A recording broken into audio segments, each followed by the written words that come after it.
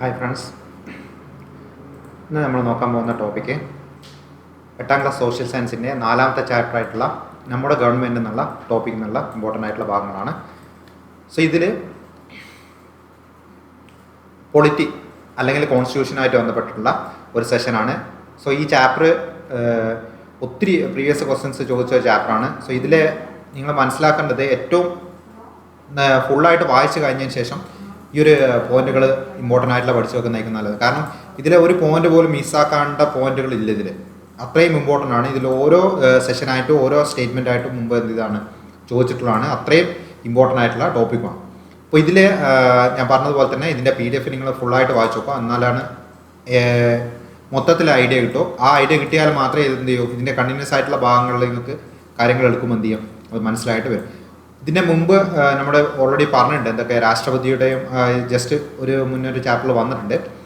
അപ്പോൾ ഇതിൽ ഏറ്റവും ഫസ്റ്റായിട്ട് തന്നെ പഠിക്കാൻ പോകുന്നത് ഗവൺമെൻറ്. ചാപ്റ്ററിൻ്റെ എൻഡിങ് പോലെ തന്നെ ഗവൺമെൻറ്റും ആയിട്ട് ബന്ധപ്പെട്ടാണ്. അതായത് എല്ലാ ജനാധിപത്യ രാജ്യങ്ങളിലും എന്തുണ്ട്, ഗവൺമെൻറ് ഒരു 3 ഘടകങ്ങളുണ്ടാവും. 3 ഘടകങ്ങൾ. ആ 3 ഘടകങ്ങളാണ് ഇത്.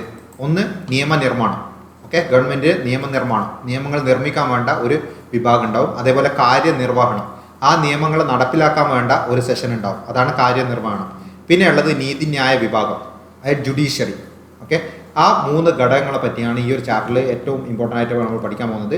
ഇതിൽ എന്തൊക്കെയാണ് ഈ ഒരു ചാപ്റ്ററിൻ്റെ ഉള്ളിൽ വരുന്നത് എന്തൊക്കെയാണെന്നുള്ളതാണ് ഈ ഒരു ഡയഗ്രത്തിലുള്ളത്. ഇപ്പോൾ ഗവൺമെൻറ് ആണെങ്കിൽ നിയമനിർമ്മാണം. എന്താണ് നിയമനിർമ്മാണത്തിൻ്റെ ഏറ്റവും പ്രധാനപ്പെട്ട പോയിന്റുകൾ നടന്നത്? നിയമനിർമ്മാണ വിഭാഗത്തിൻ്റെ ചുമതല നടന്നതാണ് നിയമങ്ങൾ നിർമ്മിക്കുക തന്നെയാണ്. അതേപോലെ കാര്യനിർവഹണ വിഭാഗമാണെങ്കിലോ നിയമങ്ങൾ നടപ്പാക്കുക എന്നാണ്. നീതിന്യായ വിഭാഗമാണെങ്കിലോ നിയമങ്ങൾ വ്യാഖ്യാനിക്കുകയാണ്. നിയമങ്ങൾ വ്യാഖ്യാനിക്കുക എന്ന് വെച്ചാൽ അതെന്താവും, ആ നിയമങ്ങൾ അത് ഒരു നിയമം കൊണ്ടുവരുമ്പോൾ അത് എന്തിനെങ്കിലും അതിന് എതിരായിട്ട് അത് നിലനിൽക്കുന്ന നിയമത്തിനെതിരാണോ ആ രീതിയിൽ ആ നിയമങ്ങളെ വ്യാഖ്യാനിക്കലാണ് നീതിന്യായ വിഭാഗത്തിൻ്റെ കടമ എന്നുള്ളത്. അപ്പോൾ ഇതിൽ ഓരോന്നായിട്ടാണ് ഇനി എന്ത് ചെയ്യുന്നത്, നമ്മൾ ഓരോന്നായിട്ടാണ് പഠിക്കാൻ പോകുന്നത്. അപ്പോൾ ഇന്ത്യയിലെ ഗവൺമെൻറ്റിൻ്റെ കേസ് എടുക്കുകയാണെങ്കിൽ ഇന്ത്യയിലെ ഗവൺമെൻറ്റിൽ ഇപ്പോൾ നിയമനിർമ്മാണ വിഭാഗം അത് ലെജിസ്ലേച്ചറാണ്. നിയമനിർമ്മാണ വിഭാഗം എന്നുള്ളത് അതിൽ വരുന്ന 3 ഭാഗങ്ങളാണ് ഇത്. ഏതൊക്കെ ചേർന്നാണ് നിയമനിർമ്മാണ വിഭാഗം? രാഷ്ട്രപതി, ലോകസഭ, രാജ്യസഭ. 3 ഓർത്ത് നോക്കണേ, ഇമ്പോർട്ടൻ്റ് ആണ്. ലോകസഭ, രാജ്യസഭ, രാഷ്ട്രപതി, ഇത് 3 കൂടി ചേർന്നാണ് ഇത് നിയമനിർമ്മാണ വിഭാഗം. അപ്പം നിയമനിർമ്മാണ വിഭാഗത്തിൽ പെടുന്നത് എന്ന രീതിയിൽ ക്വസ്റ്റ്യൻ ചോദിക്കാം. നിയമനിർമ്മാണ വിഭാഗത്തിൽ പെടുന്നതാണ് രാഷ്ട്രപതിയും ലോകസഭയും രാജ്യസഭയും. അതായത് ലോകസഭയും രാജ്യസഭയും മാത്രമല്ല, ഏത് കൂടി വരുന്നുണ്ട്, രാഷ്ട്രപതി, പ്രസിഡന്റും കൂടി വരുന്നുണ്ട്. ഇനി കാര്യനിർവഹണ വിഭാഗം അല്ലെങ്കിൽ എക്സിക്യൂട്ടീവ് വിഭാഗമാണ്, എക്സിക്യൂട്ടീവ്. അപ്പോൾ ഇത് ആ നിർമ്മിച്ച നിയമങ്ങൾ എന്താണ് നമ്മൾ ഇത് കാര്യനിർവഹണ വിഭാഗമാണ് അത് നടപ്പിലാക്കുന്നത്. അപ്പോൾ കാര്യനിർവഹണ വിഭാഗത്തിൽ വരുന്ന മെയിനായിട്ടുള്ള ആളുകളാണ് ഇതൊക്കെ: രാഷ്ട്രപതി, ഉപരാഷ്ട്രപതി, പ്രധാനമന്ത്രി, അതേപോലെ മന്ത്രിസഭ, പിന്നെയുള്ള ഉദ്യോഗസ്ഥ വൃന്ദം. ഉദ്യോഗസ്ഥ വൃന്ദം എന്ന് വെച്ചാൽ എന്തായിരിക്കും, നമുക്ക് ബെസ്റ്റ് എക്സാമ്പിൾ പറയാൻ പറ്റുന്നത് ഇപ്പോൾ PSC വഴിയൊക്കെ കാര്യം പോകുന്ന ഉദ്യോഗാർത്ഥികളൊക്കെ എന്താണ് ഉദ്യോഗസ്ഥ വൃന്ദത്തിൽ വരുന്നതാണ്. അപ്പോൾ ഇവരൊക്കെയാണ് എന്ത് ചെയ്യുന്നത്, ആ നിയമങ്ങൾ നടപ്പിലാക്കാൻ വേണ്ടിയിട്ട് സഹായിക്കുന്നത്. ഇനി 3ാമത്തെ വിഭാഗമാണ് നീതിന്യായ വിഭാഗം. നീതിന്യായ വിഭാഗത്തിൽ കോടതി, ജുഡീഷ്യറിയാണ്. ജുഡീഷ്യറിയിൽ വരുന്ന ഇതൊക്കെയാണ് ഏറ്റവും ഹയസ്റ്റ് ആയിട്ടുള്ള കോടതി, സുപ്രീം കോടതി, പിന്നെ ഉള്ളത് ഹൈക്കോടതി, ജില്ലാ കോടതി, സബ് കോടതി, മുനിസിപ്പൽ കോടതി, അതേപോലെ മജിസ്ട്രേറ്റ് കോടതി. ഇത്രയും കോടതികളാണ്. ഇതിൻ്റെ ചില ഫംഗ്ഷനൊക്കെ നമുക്ക് പഠിക്കാനുണ്ട്. സുപ്രീം കോടതിയും ഹൈക്കോടതിയും നന്നായിട്ട് പഠിക്കാനുണ്ട്. അതല്ലാതെ തന്നെ മുനിസിപ്പൽ കോടതി, സബ് കോടതി, ഇത് ജസ്റ്റ് എന്താണെന്നുള്ളതൊന്നും മനസ്സിലാക്കാനും കൂടിയുണ്ട്. അപ്പോൾ ഇതിനെ പറ്റിയാണ് ഈ ഒരു ചാപ്റ്ററിൽ നമ്മൾ കൂടുതലായിട്ട് ഏറ്റവും ഉള്ളിലേക്ക് പോകുന്നതോറും പഠിച്ചു വരുന്നത്. ഇവർക്കൊക്കെ ഇവരുടെ ചുമതലകൾ എന്തൊക്കെയാണ് എന്നുള്ള രീതിയിലൊക്കെയാണ് കാര്യങ്ങൾ പോകുന്നത്. അപ്പോൾ ഫസ്റ്റിൽ ആദ്യമായിട്ട് അപ്പോൾ ഏതാക്കി വരുന്നത് നിയമനിർമ്മാണ വിഭാഗമാണ്. നിയമനിർമ്മാണ വിഭാഗം, ഇന്ത്യയിലെ നിയമനിർമ്മാണ വിഭാഗം എന്നുള്ളത്. അപ്പോൾ ഇന്ത്യയുടെ നിയമനിർമ്മാണ വിഭാഗം ഏത് പേരിലാണ് അറിയപ്പെടുന്നത്? പാർലമെന്റ് എന്ന പേരിലാണ് അറിയപ്പെടുന്നത്. അപ്പോൾ പാർലമെന്റ് ഏതൊക്കെ കൂടി ചേർന്നാണ്? രാഷ്ട്രപതി, ലോകസഭ, രാജ്യസഭ എന്നീ 2 സഭകളും ഉൾക്കൊള്ളുന്നതാണ് എന്ത്, ഇന്ത്യയിലെ പാർലമെന്റ്. ഇനി രാജ്യസഭയെ എന്ത് വിളിക്കും? ഉപരിസഭ എന്ന് വിളിക്കും. അതേപോലെ ലോകസഭയെ എന്ത് വിളിക്കും? അധോസഭ എന്ന് വിളിക്കും. ഓക്കെ, അത് ഓർത്ത് വെക്കണം. അത് മുമ്പ് ഒരു പ്രാവശ്യം ചോദിച്ചിട്ടുണ്ട്. അത് എങ്ങനെ ഓർത്ത് വെക്കുക? അധോ ലോക എന്ന് ഓർത്ത് വെച്ചാൽ തന്നെ എന്ത് കിട്ടും? അധോസഭ എന്നുള്ളത് ലോകസഭയാണെന്നുള്ളത് കിട്ടും. അപ്പോൾ അധോസഭ എന്ന് വിളിക്കുന്നത് ഏതിനെയാണ്? ലോകസഭയാണ്. അതേപോലെ ഉപരിസഭ എന്ന് വിളിക്കപ്പെടുന്നത് ഏതാണ്? രാജ്യസഭയാണ്. ഇനി 2 സഭകൾ ഉള്ളതിനാൽ നിയമനിർമ്മാണ വിഭാഗം അറിയപ്പെടുന്ന ഒരു പേരാണ് ദ്വിമണ്ഡല നിയമനിർമ്മാണ സഭ എന്നാണ് വിളിക്കുന്നത്. ദ്വിമണ്ഡലം എന്ന് വെച്ചാൽ എന്താ, അവിടെ രണ്ട് സഭകളുണ്ട്, രാജ്യസഭയും അതേപോലെ ലോകസഭയും. അതുകൊണ്ടാണ് ദ്വിമണ്ഡല നിയമനിർമ്മാണ സഭ എന്ന് വിളിക്കുന്നത്, ഇന്ത്യയിൽ നിലനിൽക്കുന്നത്. ഇനി ഇതിൽ ഓരോന്നായിട്ട് എടുത്തിട്ട് ചെക്ക് ചെയ്യാണ്. നമ്മൾ ആദ്യമായിട്ട് രാജ്യസഭ കേട്ടോ. രാജ്യസഭയാണ് ആദ്യത്തെ ഇതിൽ വരുന്നത്. അപ്പോൾ രാജ്യസഭയിൽ ഈ പറഞ്ഞിരിക്കുന്ന പോയിന്റുകളൊക്കെ പഠിക്കണം. ഇതിലൊക്കെ ഇത് മാത്രം പോലെ നമുക്ക് ടോപ്പിക് എടുക്കുമ്പോൾ എന്ത് ചെയ്യേണ്ടി വരും, അഡീഷണൽ ആയിട്ട് രാജ്യസഭയെ പറ്റി ഒത്തിരി പോയിന്റുകൾ വരും. ഒന്ന്, ഇതിൽ ഫസ്റ്റ് പോയിന്റാണ് എന്ത്, തിരഞ്ഞെടുക്കപ്പെട്ട 238 അംഗങ്ങളാണ് എന്ത് ചെയ്യുന്നത് രാജ്യസഭയുള്ള തിരഞ്ഞെടുക്കപ്പെട്ട അംഗങ്ങളാണ്. തിരഞ്ഞെടുക്കപ്പെട്ട 238 അംഗങ്ങൾ. അതേപോലെ നാമനിർദ്ദേശം ചെയ്യപ്പെട്ട 12 അംഗങ്ങൾ. ആരാ നാമനിർദ്ദേശം ചെയ്യുന്നത്, പ്രസിഡന്റ് നാമനിർദ്ദേശം ചെയ്യുന്ന 12 അംഗങ്ങൾ. അപ്പോൾ 238 പ്ലസ് 12 എത്രയാ, 250 ടോട്ടൽ സ്ട്രെങ്ത്. ഏതിന്റെ, രാജ്യസഭയുടെ ടോട്ടൽ സ്ട്രെങ്ത് എന്ന് പറയുന്നത് എത്രയാണ്, 250 ആണ്. അപ്പോൾ 250-ൽ 238 അംഗങ്ങൾ തിരഞ്ഞെടുക്കപ്പെട്ടതാണ്. അതായത് ഇലക്ഷൻ വഴി വരുന്നവരാണ് 238 പേര്. പിന്നെയുള്ള 12 പേര് നാമനിർദ്ദേശം നോമിനേഷൻ വഴി വരുന്നതാണ്. അത് പ്രസിഡന്റാണ് നോമിനേറ്റ് ചെയ്യുന്നത്. അപ്പോൾ ഇങ്ങനെ 238 പ്ലസ് 12 250 ആണ് രാജ്യസഭയുടെ മാക്സിമം സ്ട്രെങ്ത് എന്ന് പറയുന്നത്, അതിന്റെ സീറ്റിംഗ് കപ്പാസിറ്റി എന്ന് പറയുന്നത്. ഇനി രാജ്യസഭ അറിയപ്പെടുന്ന ഒരു പേരാണ് ഇത്, സംസ്ഥാനങ്ങളുടെ കൗൺസിൽ എന്നറിയപ്പെടുന്നത് രാജ്യസഭയാണ്. ഓക്കെ, രാജ്യസഭ സംസ്ഥാനങ്ങളുടെ കൗൺസിൽ എന്നറിയപ്പെടുന്നത്. രാജ്യസഭ ഒരു സ്ഥിരം സഭയാണ്, സ്ഥിരം സഭയാണ് കേട്ടോ. അത് ലോകസഭയെ രാജ്യസഭയെ എന്താ പറ്റി എന്ത് ചെയ്യും, അത് ചോദിക്കാറുണ്ട്. ലോകസഭയുടെ കാലാവധി എന്ന് പറയുന്നത് 5 വർഷമാണ്. പക്ഷേ രാജ്യസഭ അങ്ങനെ എന്തില്ല, രാജ്യസഭക്ക് സ്ഥിരം സഭയാണ്. അതിൽ ഇന്ന മെമ്പേഴ്സ് ഇത്ര വർഷം കഴിയുമ്പോൾ അവരെന്ത് ചെയ്യാണ്, മാറി മാറി വരുവാണ് ചെയ്യുക. അല്ലാതെ സഭ എന്ത് ചെയ്യില്ല, ഒരു സമയത്തുമ്പോൾ അത് ഒരിക്കലും എന്ത് ചെയ്യില്ല, ഒരു നിശ്ചലാവില്ല. അപ്പോൾ സ്ഥിരം സഭയാണ് രാജ്യസഭ എന്ന് പറയുന്നത്. അതേപോലെ രാജ്യസഭയുടെ അധ്യക്ഷൻ ചെയർമാൻ എന്ന് പറയുന്നത് ആരായിരിക്കും, ഉപരാഷ്ട്രപതി ആയിരിക്കും, അല്ലെങ്കിൽ വൈസ് പ്രസിഡന്റ് ആയിരിക്കും. അപ്പോൾ ഈ പറഞ്ഞിരിക്കുന്ന പോയിന്റുകളൊക്കെ പഠിക്കണം കേട്ടോ. ഇതിൽ എന്താണ്, ഒന്ന് ഈ അംഗങ്ങൾ എത്ര പേരാണ് ഉള്ളത്, അതിലെ അംഗങ്ങൾ സീറ്റിംഗ് കപ്പാസിറ്റി എത്രയാണെന്ന് പഠിക്കണം. അതേപോലെ തന്നെ സ്ഥിര സഭയാണ് ഉപരാഷ്ട്രപതി അല്ലെങ്കിൽ വൈസ് പ്രസിഡന്റ് ആണ് ഇതിന്റെ ചെയർമാൻ അല്ലെങ്കിൽ അധ്യക്ഷൻ. ഇനി അടുത്തത് ലോകസഭ. ലോകസഭയാണ് അടുത്ത പറയാൻ പോകുന്നത്.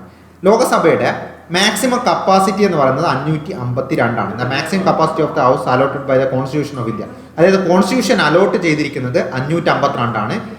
അത് 500 ആയിരുന്നു. 1950 ടൈമിൽ അത് 500 ആയിരുന്നു ഉണ്ടായിരുന്നത്. 552 ആണ് ഇപ്പോൾ എന്നുള്ളത് അതിന്റെ മാക്സിമം കപ്പാസിറ്റി എന്നുള്ളത്. മാക്സിമം കപ്പാസിറ്റി ആണ് എന്ന് വെച്ചാൽ 552 അംഗങ്ങൾ എന്തില്ല, ഇപ്പൊ അതിലില്ല.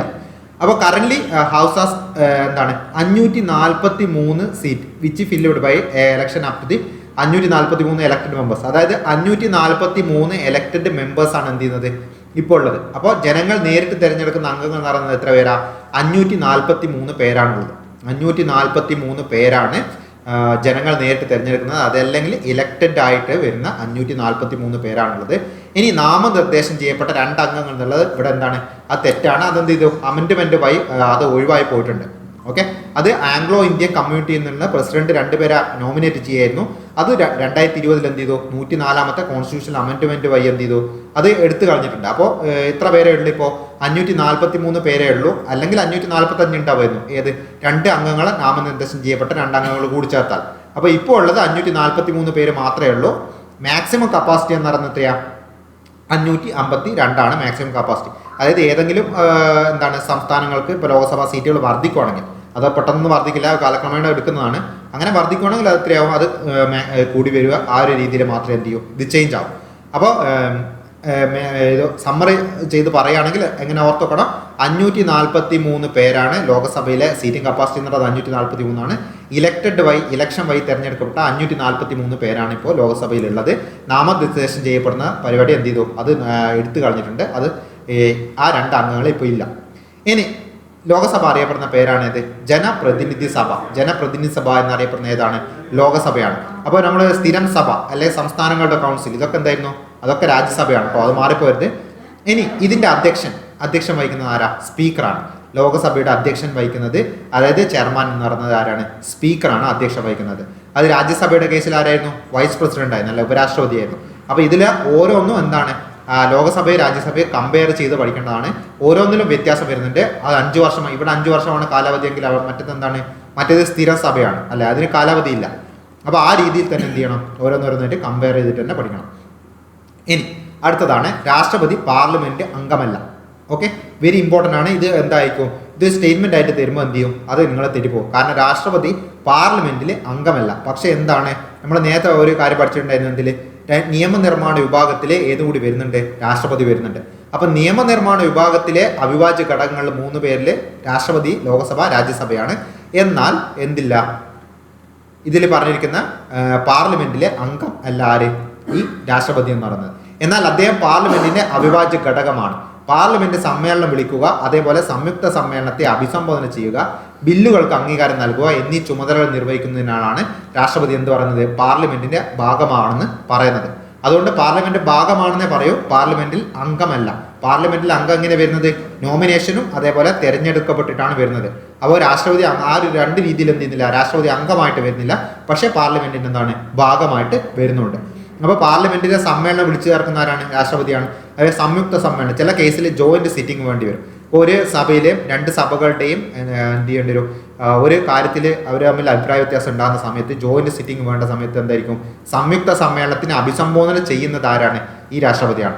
ഇനി ബില്ലുകൾക്ക് അംഗീകാരം നൽകുക, അത് രാഷ്ട്രപതിയുടെ ഏറ്റവും ഇമ്പോർട്ടൻ്റ് ആയിട്ടുള്ള ചുമതലകളിൽ വരുന്നതാണ് ഇത്, ബില്ലുകൾക്ക് അംഗീകാരം നൽകുക. കാരണം ഒരു ബില്ല് അവതരിപ്പിച്ചിട്ട് അത് ആക്ട് ആവണമെങ്കിൽ എന്ത് ചെയ്യണം, രാഷ്ട്രപതിയുടെ അംഗീകാരം വേണം. രാഷ്ട്രപതി സൈൻ ചെയ്ത് കഴിഞ്ഞാൽ എന്ത് ചെയ്യാം, അതൊരു ആക്റ്റായിട്ട് നിലവിൽ വരും. അപ്പോൾ അതൊക്കെ ചെയ്യണമെങ്കിൽ രാഷ്ട്രപതി എന്തായിരിക്കണം, ഇതിൻ്റെ ഒരു അവിഭാജ്യ ഘടകമായിട്ട് തീരും. അതുകൊണ്ടാണ് അങ്ങനെ പറയുന്നത്. ഇനി പാർലമെന്റിന്റെ ചുമതലകളാണ് അടുത്ത് പറയുന്നത്. അപ്പോൾ പാർലമെന്റിന്റെ ചുമതലകളിൽ ഓർത്തുവെക്കേണ്ട കാര്യം എന്ന് വെച്ചാൽ, ഇതൊക്കെ സ്റ്റേറ്റ്മെന്റ് ആയിട്ട് ചോദിക്കുമ്പോൾ പാർലമെന്റിന്റെ ചുമതലകളിൽ പെടാത്തത് എന്ന രീതിയിൽ എന്ത് ചെയ്യാറുണ്ട്, സ്റ്റേറ്റ്മെന്റ് ആയിട്ട് ചോദിക്കും. അപ്പോൾ അത് കറക്റ്റായിട്ട് എന്ത് ചെയ്യണം, അത് മനസ്സിലാക്കി വെക്കണം, ഇത് ഓരോന്ന് ഏതൊക്കെയാണെന്നുള്ളത്. ഒന്ന്, ആദ്യത്തെ നിയമനിർമ്മാണമാണ് എന്ത്, പാർലമെന്റിന്റെ ഏറ്റവും പ്രധാനപ്പെട്ട ചുമതല. ഏറ്റവും ഇമ്പോർട്ടൻ്റ് ആയിട്ടുള്ള ചുമതല എന്ന് പറയുന്നത് എന്താണ്, നിയമനിർമ്മാണമാണ്. അപ്പോൾ നിയമനിർമ്മാണത്തിന് പാർലമെന്റ് 2 സഭകളുടെയും അംഗീകാരം ആവശ്യമാണ്. ഒരു നിയമം നിർമ്മിക്കണം എന്ത് ചെയ്യണം, അത് ലോകസഭയുടെ, രാജ്യസഭയുടെ അംഗീകാരമാണ്. ലോകസഭയും രാജ്യസഭയും വെവ്വേറെ സമ്മേളിച്ചാണ് നിയമനിർമ്മാണത്തിൽ എന്ത് ചെയ്യുന്നത്, പങ്കെടുക്കുന്നത്. അതായത് അത് ജോയിന്റ് സിറ്റിംഗ് അല്ലാത്ത കേസിലൊക്കെ എന്താണ്, അവർ വേറെ സമ്മേളിച്ചിട്ടാണ് നിയമനിർമ്മാണം എന്ത് ചെയ്യുന്നത്, നടത്തുന്നത്. ഇനി നിയമത്തിന്റെ കരട് രൂപമാണ് ബില്ല് എന്ന് പറയുന്നത്. എന്താ ഈ കരട് രൂപം, ബില്ല് എന്ന് വെച്ച് കഴിഞ്ഞാൽ ഇപ്പോൾ അപ്പോൾ ഒരു ബില്ല്, നിയമത്തിന്റെ കരട് രൂപമാണ് ബില്ല് എന്ന് പറയുന്നത്. അതായത് ബില്ല് എന്ന് പറയുന്നത് എന്താണ്, നിയമത്തിന്റെ ഒരു കരട് രൂപമാണ് ബില്ല്. ഓക്കെ, അപ്പോൾ അതായത് ഒരു ആക്ട് വരുന്നതിന് മുമ്പ് അതൊരു ബില്ലായിട്ടാണ് എന്ത് ചെയ്യുക, സഭകളിൽ അവതരിപ്പിക്കുക. ആ ബില്ല് അവതരിപ്പിച്ചതിന് ശേഷം ആ സഭകളുടെ അംഗീകാരം ലഭിച്ച് പ്രസിഡന്റിന് സൈന് ലഭിക്കുന്നതോടെ മാത്രമേ എന്ത് ചെയ്യൂ, ആ ഒരു ബില്ല് എന്തായിട്ട് മാറും, ആക്റ്റായിട്ട് മാറും. അപ്പോൾ ഒരു സാധാരണ ബില്ല് പാർലമെന്റിന്റെ ഏത് സഭയിൽ വേണമെങ്കിലും എന്ത് ചെയ്യുക, അവതരിപ്പിക്കാൻ പറ്റും. അപ്പോൾ ബില്ല് ആദ്യം പരിഗണിക്കുന്ന സഭയാണ് ഏത്, 1ാം സഭ. ആ ബില്ല് അവതരിപ്പിക്കുന്ന ആദ്യ സഭയാണ് 1ാം സഭ എന്ന് വിളിക്കുക. ഇനി രണ്ടാമത് പരിഗണിക്കുന്ന സഭയാണ് 2ാമത്തെ സഭ. അപ്പോൾ ഒരു ബില്ല് ഇപ്പോൾ രാജ്യസഭയിൽ വേണമെങ്കിൽ അവതരിപ്പിക്കുക, അല്ലെങ്കിൽ ലോകസഭയിൽ വേണമെങ്കിൽ അവതരിപ്പിക്കുക. അപ്പോൾ ഇതിൽ തന്നെ കുറേ വ്യത്യാസങ്ങൾ വരുന്നുണ്ട്. അപ്പോൾ അത് കോൺസ്റ്റിറ്റ്യൂഷൻ്റെ ഉള്ളോട്ടുള്ള ടോപ്പിക്കുകൾ എടുക്കുമ്പോൾ നമുക്ക് പറയാൻ പറ്റും. ഇപ്പോൾ 2 സഭകളിലും ബില്ല് വിവിധ ഘട്ടങ്ങളിലൂടെയാണ് എന്ത് ചെയ്യുന്നത്, കടന്നു പോകുന്നത്. അപ്പോൾ വിവിധ ഘട്ടങ്ങളിലൂടെ ഈ കടന്നു പോകുന്ന ഈ ഒരു ഡയഗ്രം എന്ത് ചെയ്യാണ്, ഇത് നിർബന്ധമായിട്ട് പഠിച്ചേക്കണം. കാരണം ഇത് പ്രീവിയസ് ഒരു ക്വസ്റ്റ്യൻ ചോദിച്ചിട്ടുണ്ട് ഇതുമായിട്ട് ബന്ധപ്പെട്ട. അപ്പോൾ ബില്ല് അവതരിപ്പിക്കുമ്പോൾ 1ാം സഭയിൽ അതെങ്ങനെയാണ് പോവുക, അതിൽ 1ാം വായന, അതേപോലെ 2ാം വായന, 3ാം വായന. ഇത് 3 വായന കഴിഞ്ഞതിന് ശേഷം എന്ത് ചെയ്യും, ആ ബില്ല് 2ാം സഭയിലേക്ക് പോകും, സെക്കൻഡ് സഭയിലേക്ക് പോകും. ആ സെക്കൻഡ് സഭയിലും അതെന്ത് ചെയ്യും, 1ാം വായന, 2ാം വായന, 3ാം വായന എന്ന രീതിയിലേക്ക് പോയിട്ട് പിന്നെ അത് 3 പാസ്സായതിനു ശേഷമാണ് എന്ത് ചെയ്യുക, പ്രസിഡന്റ് അംഗീകരിക്കും. ആ പ്രസിഡന്റ് അംഗീകരിച്ച് കഴിഞ്ഞ് കഴിഞ്ഞാൽ പിന്നെ അതെന്തല്ല, ബില്ലല്ല, അതെന്തായിട്ട് മാറി, അതൊരു ആക്ട് ആയിട്ട് മാറി, അത് നിയമം എന്താവും, പ്രാബല്യത്തിൽ വരും. ഇനി ഒരു ബില്ല് നിയമമാകുന്നതിന് വിവിധ ഘട്ടങ്ങൾ നമുക്ക് പരിശോധിക്കാം. 1ാം വായനയിൽ എന്താ ചെയ്യുക, 1ാം വായന നോർമലി ബില്ല് അവതരിപ്പിക്കുകയാണ് ചെയ്യുക. എന്താണ് ബില്ല് എന്നുള്ളത്, എന്തുമായിട്ട് ബന്ധപ്പെട്ടതാണ് ബില്ല്. 2ാം വായന എന്നത് കൊണ്ട് ഉദ്ദേശിക്കുന്നത് എന്താ, ബില്ലിൽ ഉൾക്കൊള്ളിച്ചിട്ടുള്ള ഓരോ വകുപ്പ് എന്ത് ചെയ്യും, പ്രത്യേകം ചർച്ച ചെയ്ത് പാസ്സാക്കുകയോ അല്ലെങ്കിൽ അതിൽ മാറ്റം വരുത്തുകയോ അത് നിരാകരിക്കുകയോ, അതായത് അല്ലെങ്കിൽ ബില്ല് എന്ത് ചെയ്യും, തള്ളിക്കളയുകയോ ചെയ്യും. 3ാം വായനയിൽ ബില്ല് മൊത്തമായി പാസ്സാക്കുകയോ അല്ലെങ്കിൽ നിരാകരിക്കുകയോ ചെയ്യും. അപ്പോൾ 3ാമത്തെ വായനയിലാണ് ബില്ല് ആ സഭ പാസ്സാക്കുവാണോ അല്ലെങ്കിൽ അതെന്താണ്, അത് നിരാകരിക്കുവാണോ അത് ചെയ്യുന്നതെന്നുള്ളത് എന്ത് ചെയ്യുന്നത് മനസ്സിലാക്കുന്ന 3ാമത്തെ വായനയിൽ. ആ 3 കഴിഞ്ഞിട്ട് എന്ത് ചെയ്യും, അത് അടുത്ത സഭയിലേക്ക് പോകും. ആ അടുത്ത സഭയിൽ ഇതേ 3 വായനകൾ കഴിഞ്ഞ ശേഷമാണ് എന്ത് ചെയ്യുക, പ്രസിഡന്റിന്റെ അടുത്തേക്ക് ഈ ഒരു ബില്ല് അയക്കുന്നത്. ഇനി 1ാം സഭ പാസ്സായി കഴിഞ്ഞാൽ സഭാധ്യക്ഷന്റെ സാക്ഷ്യപത്രത്തോടെ ബില്ല് എന്ത് ചെയ്യും, 2ാം സഭയുടെ പരിഗണനയ്ക്ക് അയക്കും. ഓക്കെ, അത് ഏത് സഭയാണോ 1ാം വായന നടന്നത് അത് സഭാധ്യക്ഷൻ എന്ന് പറയുന്നതായിരിക്കും. ലോകസഭയാണെങ്കിൽ സ്പീക്കർ ആയിരിക്കും, രാജ്യസഭയാണെങ്കിൽ വൈസ് പ്രസിഡന്റ് ആയിരിക്കും. അപ്പോൾ അങ്ങനെ അധ്യക്ഷന്റെ സമ്മതത്തോടെ സാക്ഷ്യപത്രത്തോടെ എന്ത് ചെയ്യും, 2ാമത്തെ സഭയിലേക്ക് അയക്കും. 2ാം സഭയിൽ മുകളിൽ പറഞ്ഞ അതേ 3 ഘട്ടങ്ങളുണ്ട്. അപ്പോൾ ആ 3 ഘട്ടങ്ങൾ കൂടെ കടന്നു പോകും. ബില്ല് 2 സഭകളിൽ പാസ്സായി കഴിഞ്ഞാൽ രാഷ്ട്രപതിയുടെ അംഗീകാരത്തിനായിട്ട് എന്ത് ചെയ്യും, ആ ബില്ല് സമർപ്പിക്കും. അങ്ങനെ രാഷ്ട്രപതി ഒപ്പുവെക്കുന്നതോടെ ബില്ല് എന്തായിട്ട് മാറും? നിയമമായിട്ട് മാറും. രാഷ്ട്രപതി ഒപ്പുവെക്കുന്നതോടെ എന്ത് ചെയ്യുക? ബില്ല് നിയമമായിട്ട് മാറും. ഇനി രണ്ട് സഭകൾക്കും ഇടയിൽ ബില്ലിനെ സംബന്ധിച്ച് ഒരു അഭിപ്രായ വ്യത്യാസം ഉണ്ടാകും. ഞാൻ നേരത്തെ പറഞ്ഞില്ല, അത് ഒരു സംയുക്ത സമ്മേളനം വിളിച്ചു ചേർക്കേണ്ടി വരും. അതായത് അഭിപ്രായ വ്യത്യാസം ഉണ്ടാകുമ്പോൾ സംയുക്ത സമ്മേളനം അല്ലെങ്കിൽ ജോയിന്റ് സിറ്റിംഗ് വിളിച്ചു ചേർക്കേണ്ടി വരും. അങ്ങനെ അതിൽ തീരുമാനം എടുക്കുകയും ചെയ്യും. അങ്ങനെ ജോയിന്റ് സിറ്റിങ്ങിലാണ് ആ ബില്ലിനെ പറ്റിയുള്ള അന്തിമമായിട്ട് തീരുമാനം എടുക്കുക. അപ്പോൾ പാർലമെന്റിന്റെ സംയുക്ത സമ്മേളനം വിളിച്ചു ചേർക്കുന്നത് ആരാണ്? രാഷ്ട്രപതിയാണ്. ലോകസഭാ സ്പീക്കറുടെ അധ്യക്ഷതയിലായിരിക്കും എന്ത് ചെയ്യുക? ഈ സമ്മേളനം ചേരുക. അപ്പോൾ ഇത് എന്താണ്, ഒരു കൺഫ്യൂസിംഗ് ആയിട്ട് വരുന്ന ഒരു ഭാഗമാണ്. അത് അങ്ങനെ തന്നെ എന്ത് ചെയ്യാറുണ്ട്? കൺഫ്യൂസിംഗ് ആയിട്ട് തന്നെ ചോദിക്കാറുണ്ട്. അപ്പോൾ ഈ ജോയിന്റ് സിറ്റിംഗ് അല്ലെങ്കിൽ സംയുക്ത സമ്മേളനം വിളിച്ചു ചേർക്കുന്ന രാഷ്ട്രപതിയാണ്. പക്ഷെ അതിന്റെ അധ്യക്ഷത വഹിക്കുന്ന ആരാണ്? സ്പീക്കറാണ്. അപ്പോൾ അതിനോട്ട് മാറിപ്പോരുത്. അത് എന്താണ് കറക്റ്റ്, അത് ആ രീതിയിൽ തന്നെ എന്ത് ചെയ്യണം? പഠിച്ചു നോക്കണം. ഇനി ഇതിൽ നമുക്ക് ബോക്സിലാക്കിയുള്ള കാര്യങ്ങൾ എന്താ പറഞ്ഞു നോക്കാം. ഒന്ന് പാർലമെന്റിന്റെ സമ്മേളനങ്ങൾ. പാർലമെന്റ് എപ്പോഴൊക്കെയാണ് സമ്മേളിക്കുന്നതല്ല. പാർലമെന്റിന്റെ രണ്ട് സമ്മേളനങ്ങൾക്കിടയിൽ എന്ത് ചെയ്യരുത്? 6 മാസത്തിൽ കൂടുതൽ ഇടവേള ഉണ്ടാവരുന്നതാണ് ഭരണഘടന അനുശാസിക്കുന്നത്. അതായത് രണ്ട് സമ്മേളനങ്ങൾക്ക് ഇടയിലായിട്ട് എന്ത് ചെയ്യരുത്? 6 മാസത്തിൽ കൂടുതൽ ദൈർഘ്യം വരരുത്. അപ്പോൾ എല്ലാ വർഷവും ഇന്ത്യ പാർലമെന്റ് 3 തവണയാണ് സമ്മേളിക്കുന്നത്. ആ സമ്മേളിക്കുന്ന 3 പ്രാവശ്യം ഏതൊക്കെയാണ്? 3 തവണ. ഒന്ന് വർഷകാല സമ്മേളനം, രണ്ടാമത്തേത് ശീതകാല സമ്മേളനം, മൂന്നാമത്തേത് വേനൽക്കാല സമ്മേളനം എന്നീ പേരുകളിലാണ് ഇത് അറിയപ്പെടുന്നത്. ഇനി രാജ്യസഭ ചില സാഹചര്യങ്ങൾ എന്ത് ചെയ്യുന്നുണ്ട്? 4 സമ്മേളനങ്ങൾ വരെ ചേരാറുണ്ട്. ഇനി അടുത്തൊരു ബോക്സ് ആയിട്ട് ബന്ധപ്പെട്ടാണ്. ഇതൊക്കെ കുഞ്ഞു പോയിന്റുകൾ പറയുന്നത്. അതിൽ ചോദ്യോത്തരവേള. ഇത് ചോദ്യോത്തരവേള എന്ന് വെച്ചാൽ എന്താ? പാർലമെന്റിൽ ഒരു ദിവസത്തെ നടപടിക്രമങ്ങൾ ആരംഭിക്കുന്നത് ഏതോടുകൂടിയായിട്ട്? ചോദ്യോത്തര വേളയോടെയാണ്. ആ ക്വസ്റ്റ്യൻ ഹവർ എന്നാണ് പറയാം. അപ്പോൾ എല്ലാ ദിവസവും 11 മണിക്കാണ് സമ്മേളനം ആരംഭിക്കുക. ഓക്കെ, അങ്ങനെ തുടർന്നുള്ള 1 മണിക്കൂർ ഭരണപരമായിട്ടുള്ള ഏത് വിഷയത്തിൽ എന്ത് ചെയ്യും? അംഗങ്ങൾക്ക് ചോദ്യങ്ങൾ ഉന്നയിക്കാം. അതാണ് ക്വസ്റ്റ്യൻ ഹവർ അല്ലെങ്കിൽ ചോദ്യോത്തര വേള എന്നുള്ളത്. അപ്പോൾ ചോദ്യങ്ങൾക്ക് അതാത് വകുപ്പുകൾ കൈകാര്യം ചെയ്യുന്ന മന്ത്രിമാർ എന്ത് ചെയ്യും? മറുപടി നൽകും. അങ്ങനെ സംസ്ഥാന നിയമസഭകൾ സമ്മേളിക്കുന്ന സമയക്രമം ഇതിൽ നിന്ന് എന്താണ് വ്യത്യാസപ്പെട്ടിട്ടുണ്ട്. ഇത് നമ്മളെന്താ പറയുന്നത്? പാർലമെന്റിന്റെ കേസാണ് പറയുന്നത്, അല്ലാണ്ട് ലെജിസ്ലേറ്റീവ് അസംബ്ലി അല്ല. ഇത് പാർലമെന്റ് ആണ്. ഇനി ശൂന്യവേള എന്താണെന്നുള്ളത് അത് ഒന്നിച്ചിരുന്ന് പറയാം. കാരണം ക്വസ്റ്റ്യൻ അവർ കഴിഞ്ഞിട്ട് വരുന്നതാണ് ഇത് ശൂന്യവേള. ഇപ്പോൾ 12 മണിക്ക് ചോദ്യോത്തരവേള അവസാനിക്കും. അങ്ങനെ ചോദ്യോത്തരവേള അവസാനിച്ചു കഴിഞ്ഞാൽ ചോദ്യോത്തരവേളയ്ക്ക് ശേഷം മുൻകൂട്ടി നിശ്ചയിച്ചിട്ടുള്ള അജണ്ടയിലേക്ക് പ്രവേശിക്കുന്നതിന് മുമ്പ് എന്ത് ചെയ്യും? ചെറിയൊരു സമയം ശൂന്യവേള ആയിട്ട് പരിഗണിക്കും. അപ്പോൾ 12 മണി ആയതുകൊണ്ടാണ് 12 മണി 00 എന്നുള്ള ഒരു കണക്കിലെടുത്തിട്ടാണ് ശൂന്യവേള എന്നുള്ള എന്ത് ചെയ്തത് ഒരു പേര് വരുന്നത്. അപ്പോൾ സമയം 12 മണിയാകുന്നതിലാണ് ഈ പേരിൽ അറിയപ്പെടുന്നത്. അടിയന്തര പ്രമേയം അല്ലെങ്കിൽ ശ്രദ്ധ ക്ഷണിക്കൽ പ്രമേയം തുടങ്ങിയവ പരിഗണനയ്ക്ക് വരുന്നത് ഈ ഒരു സമയത്തായിരിക്കും. അപ്പോൾ എന്താണ് ശൂന്യവേളയിൽ പരിഗണിക്കുന്നത് എന്താണെന്നുള്ളത് എന്ത് ചെയ്യണം? കറക്റ്റ് ഓർത്ത് വെച്ചേക്കണേ. ശൂന്യവേളയിലാണ് അടിയന്തര പ്രമേയം അല്ലെങ്കിൽ ശ്രദ്ധ ക്ഷണിക്കൽ പ്രമേയമൊക്കെ പരിഗണനയ്ക്ക് വരുന്നത് എവിടെയാണ്? ഈ ഒരു ശൂന്യവേളയിലാണ്. അപ്പോൾ ശൂന്യവേള 5 മുതൽ 15 മിനിറ്റ് വരെ ദൈർഘ്യമുണ്ടാവും. ഈ ഒരു സ്റ്റേറ്റ്മെന്റ് എന്താണ്? ശരിക്കും മാറ്റമുണ്ട്. ഇത് ശരിക്കും ഒരു ഹാഫ് അവർ 30 മിനിറ്റ് വരെ നീളാന്നുള്ളതാണ് ശരിക്കും പറഞ്ഞു കഴിഞ്ഞാൽ. അപ്പോൾ ജസ്റ്റ് വേണമെങ്കിൽ ഒന്ന് ഓർത്ത് വെച്ചാൽ മതി. 5 മുതൽ 15 മിനിറ്റ് വരെയല്ല, ശരിക്കും ഒരു ഹാഫ് അവറൊക്കെ വരും. ആ പോയിന്റ് എന്താണ് ACRT ചില കേസുകളിലൊക്കെ എന്ത് ചെയ്യാറുണ്ട്? ചില മിസ്റ്റേക്കുകൾ വരാറുണ്ട്. അപ്പോൾ അത് നിങ്ങൾ വായിച്ചു നോക്കുമ്പോൾ ജസ്റ്റ് ഒന്ന് എന്ത് ചെയ്യണം? ഒന്ന് ശ്രദ്ധിക്കണം അങ്ങനത്തെ കാര്യങ്ങൾ. ഇനി അടുത്തതാണ് ധനബില്ല് അല്ലെങ്കിൽ മണി ബിൽ. ഓക്കെ, ധനബില്ല് അല്ലെങ്കിൽ മണി ബിൽ. അപ്പോൾ ഇതിൽ എന്താണ് ആദ്യം ധനബില്ല് എന്നുള്ളത് പറയാം. ധനബില്ല് എന്ന് വെച്ചാൽ എന്താ? പൊതുഖജനാവിലേക്കുള്ള ധനസമാഹരണം അല്ലെങ്കിൽ പണത്തിന്റെ വിനിയോഗം എന്നിവയുമായി ബന്ധപ്പെട്ട ബില്ലുകളാണ് ഇത് ധനബില്ല്. അതായത് പണം വിനിയോഗിക്കുന്നതുമായിട്ട് ബന്ധപ്പെട്ട ബില്ലുകളൊക്കെ എന്തായിരിക്കും? ധനബില്ലിലാണ് വരിക. ധനബില്ലിലാണ് നമ്മുടെ ബഡ്ജറ്റിന്റെ കാര്യങ്ങളൊക്കെ വരുന്നത്. അപ്പോൾ ഒരു ധനബില്ല് ലോകസഭയിൽ മാത്രമേ എന്ത് ചെയ്യുന്നുള്ളൂ? ആദ്യം അവതരിപ്പിക്കാൻ പാടുള്ളൂ എന്നാണ് ഭരണഘടന എന്ത് ചെയ്യുന്നത്? അനുശാസിക്കുന്നത്. അപ്പോൾ ധനബില്ല് അവതരിപ്പിക്കുന്നത് എവിടെയാണ്? ലോകസഭയിലാണ് ആദ്യം അവതരിപ്പിക്കുക. ഇനി ലോകസഭ പാസ്സാക്കി കഴിഞ്ഞാൽ ധനബില്ലാണെന്ന സ്പീക്കറുടെ സാക്ഷ്യപത്രത്തോടെ എന്ത് ചെയ്യും? രാജ്യസഭയിലേക്ക് ഈ ബില്ല് അയക്കും. അങ്ങനെ രാജ്യസഭയിലേക്ക് ബില്ല് ലഭിച്ചാൽ 14 ദിവസത്തിനകം എന്ത് ചെയ്യണം? രാജ്യസഭ എന്തെങ്കിലും നിർദ്ദേശങ്ങൾ ഉണ്ടെങ്കിൽ അത് ലോകസഭയിലേക്ക് തിരിച്ചയക്കണം. അതേപോലെ ലോകസഭയ്ക്ക് രാജ്യസഭയുടെ നിർദ്ദേശങ്ങൾ സ്വീകരിക്കുകയോ തള്ളിക്കളയോ ചെയ്യാം. അപ്പോൾ അത് നിർബന്ധമില്ല, അവരുടെ നിർദ്ദേശങ്ങൾ സ്വീകരിക്കണോ എന്ന് നിർബന്ധമില്ല. അതുകൊണ്ട് ഈ ധനബില്ലുള്ള ഫൈനൽ അതോറിറ്റി എന്ന് പറയുന്നത് ശരിക്കും എന്ത് തന്നെയാണ്? ലോകസഭ തന്നെയാണ്. അതായത് ലോകസഭ എന്താണോ അതിൽ തീരുമാനം എടുക്കുന്നത് അത് തന്നെയായിരിക്കും ഒരു മണി ബിൽ അല്ലെങ്കിൽ ധനബില്ലിന്റെ കാര്യം. ഇനി പാർലമെന്റിന്റെ ചുമതലകൾ, മറ്റ് ചുമതലകളാണ്. പാർലമെന്റ് ഏറ്റവും ഇമ്പോർട്ടൻ്റ് ആയിട്ടുള്ള ചുമതലകൾ ഏതായിരുന്നു? നിയമനിർമ്മാണമായിരുന്നു. ഇനി പാർലമെന്റിന്റെ മറ്റ് ചുമതലകൾ വരുന്നതാണ് ഇത്. ഒന്ന്, കാര്യനിർവഹണ വിഭാഗത്തെ നിയന്ത്രിക്കൽ, അതായത് എക്സിക്യൂട്ടീവിനെ നിയന്ത്രിക്കൽ. ഒന്ന്, അതിൽ വരുന്ന എന്തൊക്കെയാ? ചോദ്യങ്ങൾ ഉന്നയിക്കുക, അതേപോലെ ബില്ലുകളും പ്രമേയങ്ങളും ചർച്ച ചെയ്യുക, അവിശ്വാസ പ്രമേയം അംഗീകരിക്കുകയോ അല്ലെങ്കിൽ നിരസിക്കുകയോ ഇത് ചെയ്യും. ഇനി അടുത്തത് അവരുടെ ചുമതലയിൽ വരുന്നതാണ് തെരഞ്ഞെടുപ്പ് ചുമതല. തെരഞ്ഞെടുപ്പ് അത് രാഷ്ട്രപതി ഉപരാഷ്ട്രപതി എന്നിവരുടെ തെരഞ്ഞെടുപ്പ് ആരുടെ ചുമതലയാണ്? ശരിക്കും പാർലമെന്റിന്റെ ചുമതലയാണ്. അപ്പോൾ അത് കറക്റ്റ് ഓർത്തോക്കണം. ചുമതല പാർലമെന്റിന്റെ ചുമതലയാണ് ഇത് വരുന്നത്, രാഷ്ട്രപതിയുടെ ഉപരാഷ്ട്രപതിയുടെ തെരഞ്ഞെടുപ്പ് വരുന്നത്. ഓക്കെ, ഇത് ആരാണ് നടത്തുന്നത് എന്നല്ല ഇവിടെ ചോദിക്കുന്നത് കേട്ടോ. തെരഞ്ഞെടുപ്പ് നടത്തുന്നതല്ല, ഇതിന്റെ ചുമതല വഹിക്കുന്നതാണ്. ഇനി അടുത്തത് ഭരണഘടനാ ഭേദഗതി. ഭരണഘടനാ ഭേദഗതി നടത്തുന്നത് ആര് തന്നെയാണ്? പാർലമെന്റാണ്.